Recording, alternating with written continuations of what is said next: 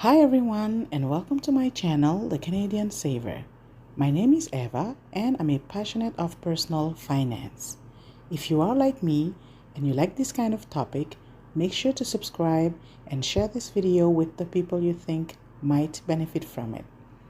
As you can see from the title, today we will talk about the heating Canadian housing market, the causes, and some tips to get into the market. For a lot of people, owning a home has been a lifelong dream. However, this dream is becoming harder and harder to reach. Unless you have been living under a rock, you might have heard about the Canadian housing market and the fact that home prices are reaching higher and higher levels every day.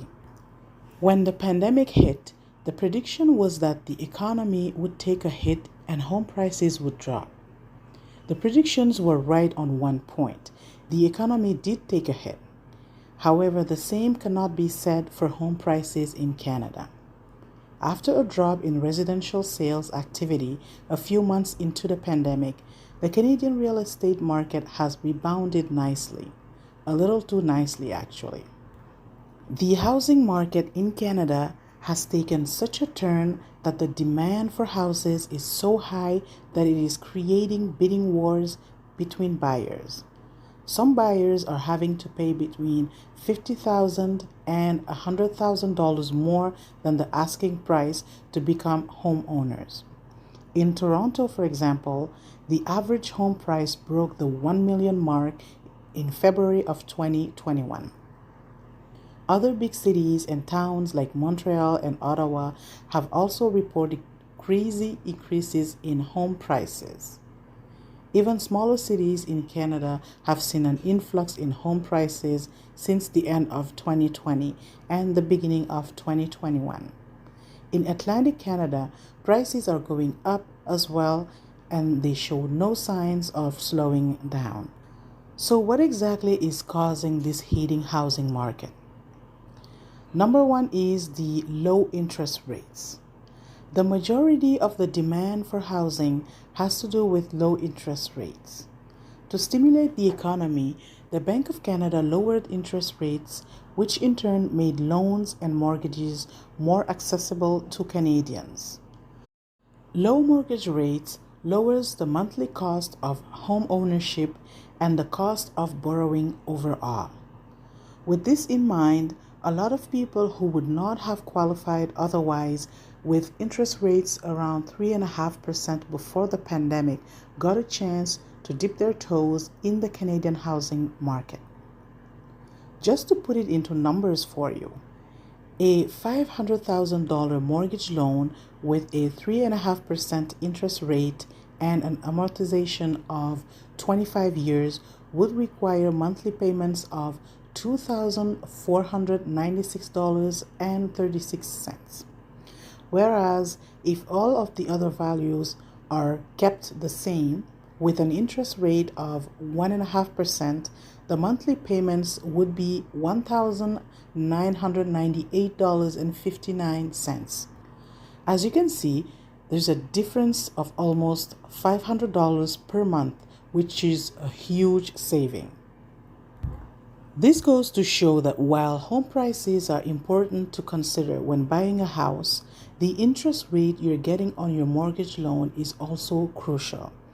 The interest rate not only determines how high your monthly payments would be, but it also shows how much the cost of the loan would be for the term of the loan.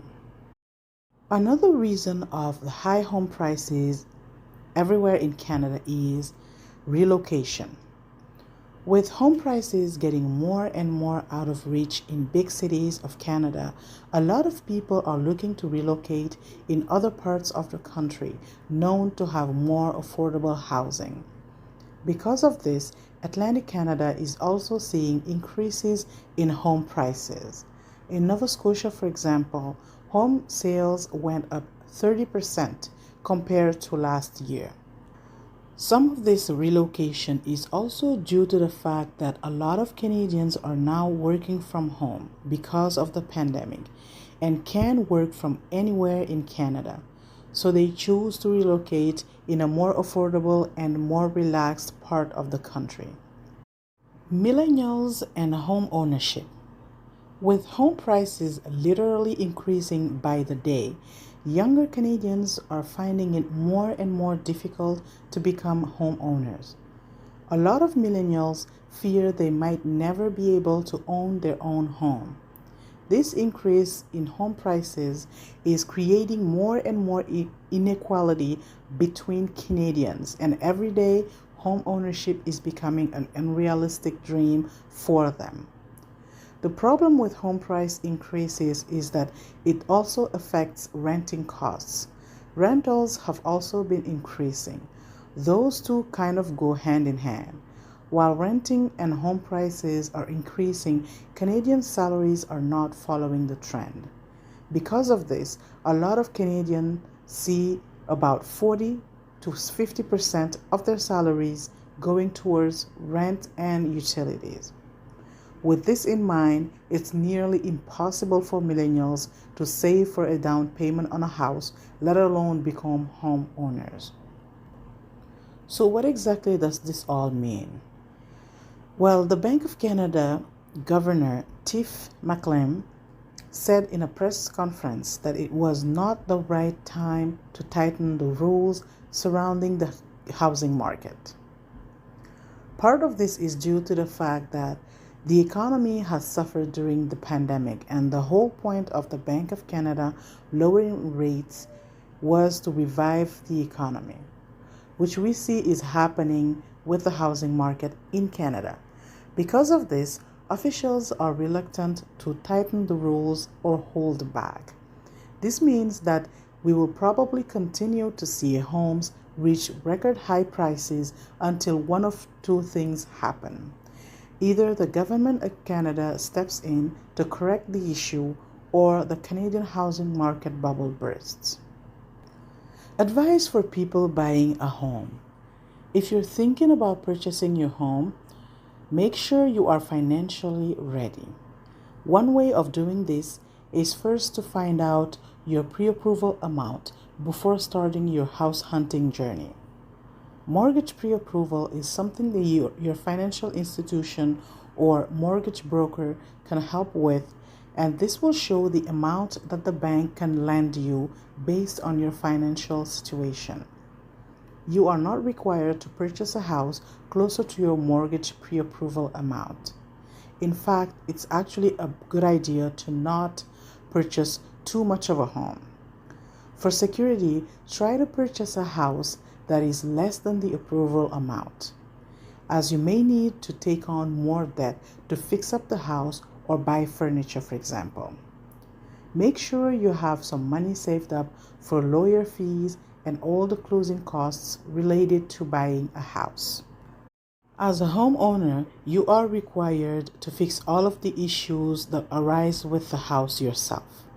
So it's a good idea to not use up all of your savings, as there might be emergencies rising up where you might need money to fix up some plumbing issues, for example.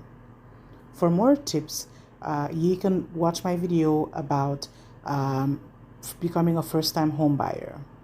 I'll leave the link in the description box below.